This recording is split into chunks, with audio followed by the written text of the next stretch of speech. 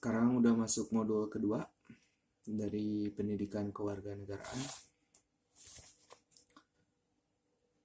Judulnya adalah Wawasan Nusantara dan Geopolitik. Pendahuluan. Pada pembelajaran bab ini, Anda akan mengkaji wawasan Nusantara sebagai salah satu konsepsi dan sekaligus wawasan nasional bangsa Indonesia. Sesuai dengan kaidah pembelajaran ilmiah, Anda akan diajak untuk menelusuri, menanya, menggali, membangun argumentasi, dan mendeskripsikan kembali konsep wawasan Nusantara, baik secara tulisan maupun lisan. Setelah melakukan pembelajaran ini, Anda sebagai calon sarjana dan profesional diharapkan mampu terbuka dan tanggap terhadap dinamika historis dan urgensi masa depan wawasan Nusantara sebagai konsepsi dan pandangan kolektif keberbangsaan dan kebernegaraan Indonesia dalam konteks pergaulan dunia. Anda juga mampu mengevaluasi dinamika historis dan urgensi wawasan Nusantara sebagai konsepsi dan pandangan kolektif kebangsaan Indonesia dalam konteks pergaulan dunia dan mampu menjadikan hasil kajian persorangan mengenai suatu kasus terkait dinamika historis dan urgensi wawasan Nusantara sebagai konsepsi dan pandangan kolektif keberbangsaan dan kebernegaraan Indonesia dalam konteks pergaulan dunia. Lanjut ke kegiatan belajarnya. Wawasan Nusantara. Konsep. Wawasan Nusantara adalah pandangan nasional bangsa Indonesia terhadap diri dan lingkungan tempat hidup negara bangsa Indonesia. Cara pandang bangsa Indonesia ini mempengaruhi keberlangsungan dan keberhasilan bangsa Indonesia menuju tujuannya. Selain sebagai cara pandang, wawasan Nusantara menjadi landasan visional bangsa Indonesia. Kata Nusantara sendiri secara historis bermula dari bunyi Sumpah Palapa dari Patih Gajah Mada yang diucap dalam upacara pengangkatannya sebagai Mahapatih di Kerajaan Majapahit tahun 1336 Masehi. Tertulis dalam kitab Paraton, penamaan Nusantara ini berdasarkan sudut pandang Majapahit atau Jawa. Mengingat pada waktu itu belum ada sebutan yang cocok untuk menyebut seluruh kepulauan yang sekarang bernama Indonesia dan juga Malaysia. Nusantara pada waktu itu diartikan pulau-pulau di luar Majapahit atau Jawa. Dalam kitab Negara Kertagama karangan Empu Tantular, arti Nusantara adalah pulau-pulau di luar Jawa dengan Majapahit sebagai ibu kotanya. Selanjutnya, kata Nusantara digunakan oleh Ki Hajar Dewantara untuk menggantikan sebutan Hindia Belanda atau Netherlands Indie. Pada acara Kongres Pemuda Indonesia 2 Romawi tahun 1928 atau peristiwa Sumpah Pemuda, digunakan istilah Indonesia sebagai pengganti Nusantara. Nama Indonesia berasal dari dua kata bahasa Yunani, yaitu Indo atau Indu yang berarti Hindu atau Hindia, dan Nesia atau Nesos yang berarti pulau. Dengan demikian, kata Nusantara bisa dipakai sebagai sinonim kata Indonesia yang menunjukkan pada wilayah atau sebaran pulau-pulau yang berada di antara dua samudra, yakni Samudra Hindia dan Samudra Pasifik, dan dua benua yakni benua Asia dan benua Australia.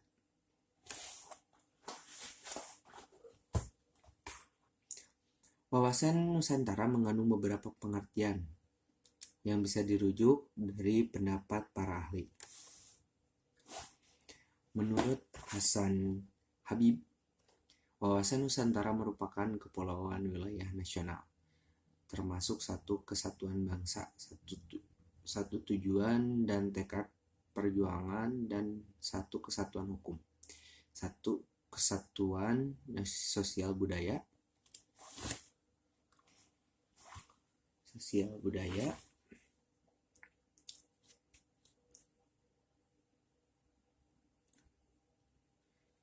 satu kesatuan ekonomi, dan satu kesatuan hankam.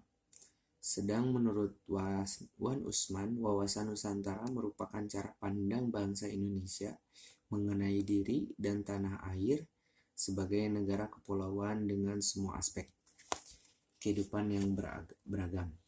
Pengertian wawasan Nusantara juga bisa dirujuk dari teks atau dokumen negara. Merujuk Majelis Permusyawaratan Rakyat tahun 1998, wawasan Nusantara yakni cara pandang dan sikap bangsa Indonesia mengenai diri dan lingkungannya, dengan mengutamakan persatuan dan kesatuan bangsa serta kesatuan wilayah dalam penyelenggaraan kehidupan bermasyarakat, berbangsa, dan bernegara. Sedangkan Lembaga Ketahanan Nasional tahun 1999, wawasan Nusantara yakni cara pandang dan sikap bangsa Indonesia mengenai diri dan lingkungannya yang serba beragam dan bernilai strategis, dengan mengutamakan persatuan dan kesatuan bangsa serta kesatuan wilayah dalam penyelenggaraan kehidupan bermasyarakat, berbangsa, dan bernegara untuk mencapai tujuan nasional. Selain itu, menurut GBHN, wawasan Nusantara adalah cara pandang dan sikap bangsa Indonesia mengenai diri dan lingkungannya, dengan mengutamakan persatuan dan kesatuan bangsa serta kesatuan wilayah dalam penyelenggaraan kehidupan bermasyarakat, berbangsa, dan bernegara. Pada intinya, wawasan Nusantara adalah pandangan bangsa Indonesia tentang wilayah berikut bangsa yang ada di dalamnya sebagai satu kesatuan. Esensi wawasan Nusantara adalah persatuan bangsa dan kesatuan wilayah. Jika dilihat dari sejarahnya, konsep wawasan Nusantara lahir sejak Deklarasi Juanda pada 13 Desember tahun 1957 oleh Perdana Menteri Insinyur Haji Juanda Kartawijaya. Isi pokok deklarasi ini adalah bahwa lebar laut teritorial Indonesia 12 mil yang dihitung dari garis yang menghubungkan pulau terluar Indonesia dengan garis teritorial yang baru ini, wilayah Indonesia menjadi satu kesatuan wilayah. Laut di antara pulau bukan lagi sebagai pemisah karena tidak lagi laut bebas, tetapi sebagai penghubung pulau. Di kemudian hari, konsep wawasan Nusantara dikuatkan melalui keputusan politik negara dengan memasukkan ke dalam pasal 25A Undang-Undang Dasar NRI 1945 yang menyatakan Negara Kesatuan Republik Indonesia adalah sebuah negara kepulauan yang berciri Nusantara dengan wilayah yang batas-batas dan hak-haknya ditetapkan dengan undang-undang. Pasal tersebut menyatakan negara Indonesia dicirikan berdasarkan wilayahnya.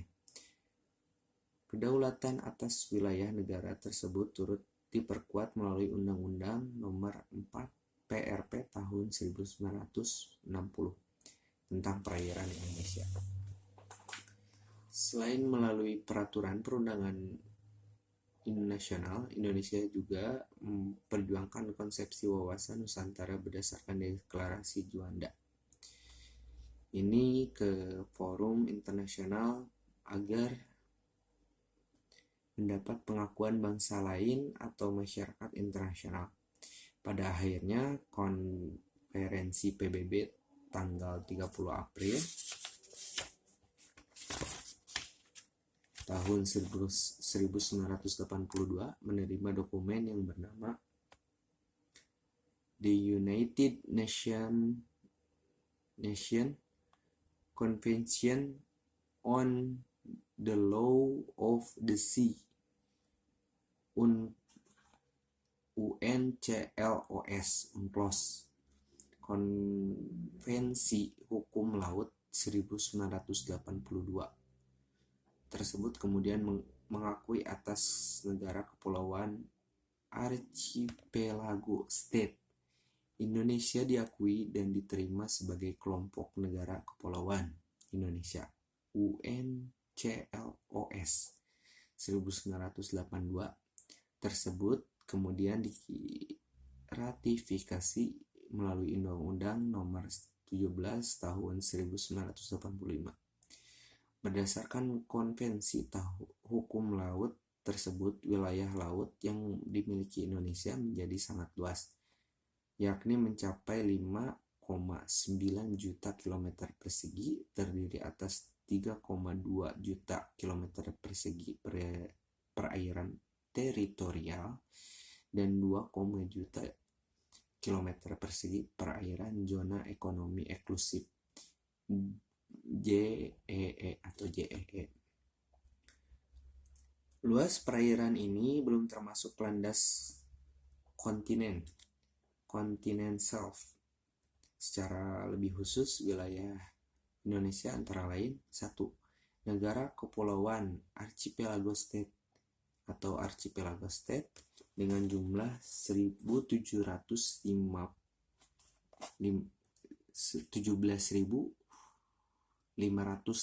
pulau.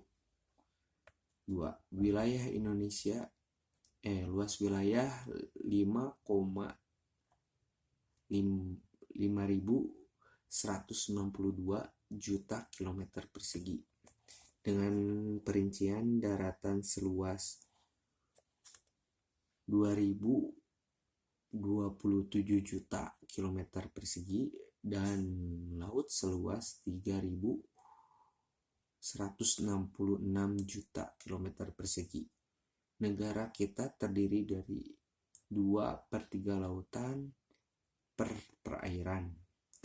3. Jarak utara selatan 1.888 km dari jarak timur barat 5.110 km. Terletak di antara dua benua dan 2 samudra. Posisi silang. 5. Terletak pada garis khatulistiwa. 6. Berada pada iklim tropis dan 2 musim. 7. Menjadi pertemuan 2 jalur pegunungan yaitu Mediterania dan Sirkumpasifik. 8. Berada pada 60 lintang utara sampai 110 lintang selatan dan 950 bujur timur sampai 1410 bujur timur. Wilayah yang subur dan habitable dapat dihuni. 10. Kaya akan flora, fauna, dan sumber daya alam. Sebagai konsepsi kewilayahan wawasan Nusantara pada intinya memandang wilayah Indonesia yang terdiri dari pulau-pulau sebagai negara kepulauan dalam satu kesatuan wilayah. Seiring dengan perkembangan zaman, konsep wawasan Nusantara berkembang dengan mencakup tak hanya kesatuan wilayah geografis, tetapi pandangan akan kesatuan politik, ekonomi, sosial, budaya, dan pertahanan keamanan termasuk persatuan sebagai satu kebangsaan.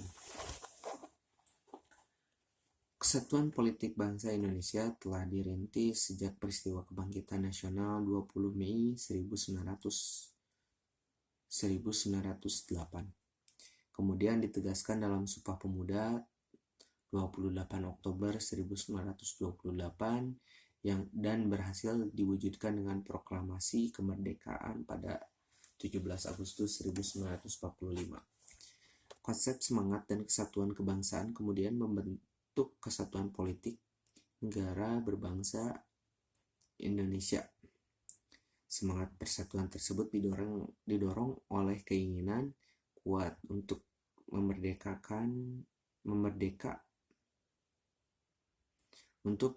dari penjajahan yang menindas dan memecah belah bangsa. Maka dari itu, bangsa Indonesia bersatu dalam negara dan bangsa untuk melawan segala bentuk penjajahan, baik di masa lalu, hari ini, dan masa yang akan datang. Kesatuan politik berkaitan dengan kepentingan nasional, yakni bagaimana agar wilayah yang utuh dan bangsa yang bersatu ini dapat terus dikembangkan, dilestarikan, dan dipertahankan. Kepentingan nasional merupakan turunan lebih lanjut dari cita-cita nasional, tujuan nasional maupun visi nasional. Cita-cita nasional bangsa Indonesia termaktub dalam pembukaan Undang-Undang Dasar 1945 Alinea 2 Romawi, yakni menunjukkan negara Indonesia yang merdeka, bersatu, berdaulat, adil, dan makmur, sedang tujuan nasional Indonesia bermaktub dalam pembukaan Undang-Undang Dasar 1945 Alinea 4 Romawi. Salah satunya yakni melindungi segenap bangsa Indonesia dan seluruh tumpah darah Indonesia. Visi misi Indonesia menurut ketetapan MPR nomor 7 Romawi _MPR _2001 tentang visi Indonesia masa depan adalah terwujudnya masyarakat Indonesia yang religius, manusiawi, bersatu, demokratis, adil, sejahtera, maju, mandiri, serta baik dan bersih dalam penyelenggaraan negara. Wawasan Nusantara yang bermula dari Deklarasi Juanda 1957 kemudian dijadikan konsepsi politik kenegaraan. Rumusan wawasan Nusantara dimasukkan dalam naskah garis-garis besar haluan negara GBHN sebagai hasil ketetapan MPR mulai tahun 1973, 1978, 1983, 1988, 1993, dan 1998.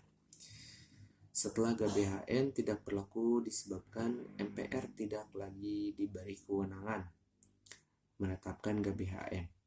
Konsep wawasan Nusantara dimasukkan kepada rumusan pasal 25A Undang-Undang Dasar NRI 1945 hasil perubahan keempat tahun 2002. Makna wawasan Nusantara yang memandang wilayah Kepulauan Nusantara sebagai kesatuan politik bisa dijelaskan dalam poin-poin berikut ini. 1. Kebulatan wilayah nasional dengan segala isi dan kekayaan merupakan satu kesatuan wilayah, wadah, ruang lingkup, dan kesatuan dimensi bangsa, serta menjadi modal dan milik bangsa bersama bangsa. 2. Bangsa Indonesia yang terdiri dari berbagai suku, agama, dan ras, berbicara dalam berbagai bahasa daerah, serta meyakini berbagai agama dan kepercayaan terhadap Tuhan Yang Maha Esa, merupakan satu kesatuan dalam keragaman atau Bhinneka Tunggal Ika. 3. Bangsa Indonesia memiliki kesadaran persatuan, senasib, sepenanggungan, sebangsa dan setanah air, serta mempunyai tekad dalam mencapai cita-cita bangsa. 4. Pancasila menjadi falsafah serta ideologi bangsa dan negara yang melandasi, menuntun, dan mengarahkan bangsa Indonesia dalam mencapai tujuannya. Kehidupan politik di seluruh wilayah Indonesia. 5. Kehidupan politik di seluruh wilayah Nusantara merupakan satu kesatuan politik yang diselenggarakan berdasarkan Pancasila dan Undang-Undang Dasar 1945. 6. Seluruh kepulauan Nusantara merupakan satu kesatuan sistem hukum, dalam arti bahwa hanya ada satu hukum nasional yang mengabdi kepada kepentingan nasional. 7. Bangsa Indonesia hidup berdampingan dengan bangsa lain dan peran menciptakan ketertiban dunia yang berdasarkan kemerdekaan, perdamaian abadi, dan keadilan sosial melalui politik luar negeri bebas, aktif, serta diabdikan pada kepentingan nasional. Wawasan Nusantara turut memandang wilayah Kepulauan Nusantara sebagai kesatuan ekonomi. Artinya, kekayaan wilayah Nusantara baik potensial maupun efektif adalah modal dan milik bersama bangsa dan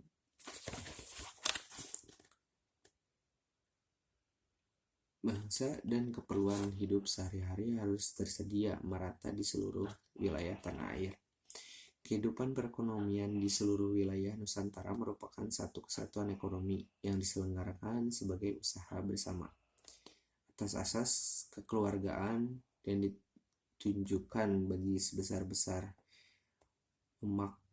kemakmuran rakyat, selain itu tingkat perkembangan ekonomi harus serasi dan seimbang di seluruh daerah, tanpa meninggalkan ciri khas yang dimiliki oleh daerah dalam perkembangan kehidupan ekonominya. Perwujudan wawasan Nusantara dalam kehidupan ekonomi akan menciptakan tatanan ekonomi yang menjamin pemenuhan dan peningkatan kesejahteraan dan kemakmuran rakyat secara adil dan merata.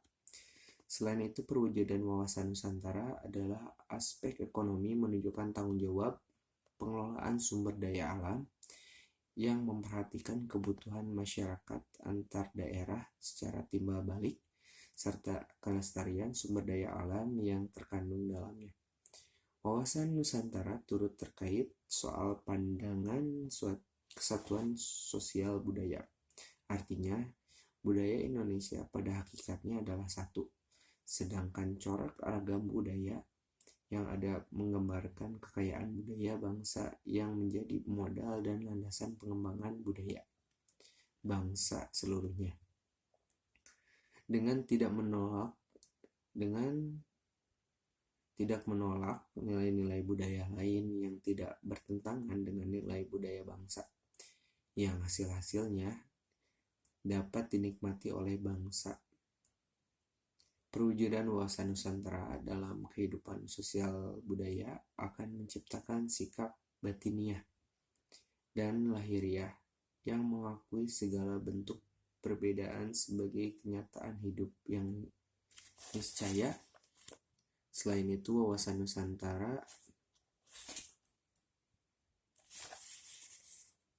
Nusantara turut mewujudkan dalam kesatuan pertahanan dan keamanan. Artinya, ancaman terhadap satu pulau atau satu daerah pada hakikatnya merupakan ancaman terhadap seluruh bangsa dan negara.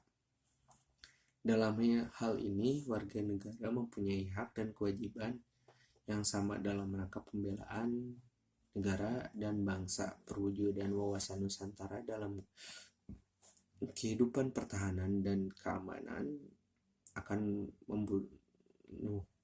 menumbuhkan kesadaran cinta tanah air dan bangsa. Yang lebih lanjut akan membentuk sikap bela negara pada tiap warga negara Indonesia. Kesadaran dan sikap cinta tanah air dari bangsa serta bela negara ini menjadi modal utama yang akan menggerakkan partisipasi setiap warga negara Indonesia dalam menghadapi setiap bentuk ancaman.